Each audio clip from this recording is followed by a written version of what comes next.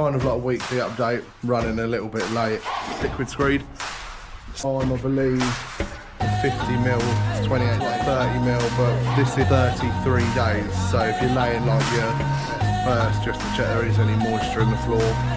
Said screeds down, underfloors in, done it on site. So the electricians have started. There's a recessed meter box in the wall outside there.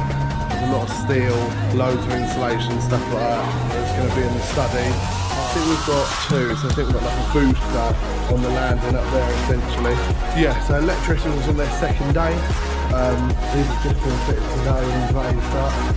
Let's transition through to the page. Those of you that are not anymore, drop through here into the heat water is going to be in that room. Sort stuff in 100%. Yeah.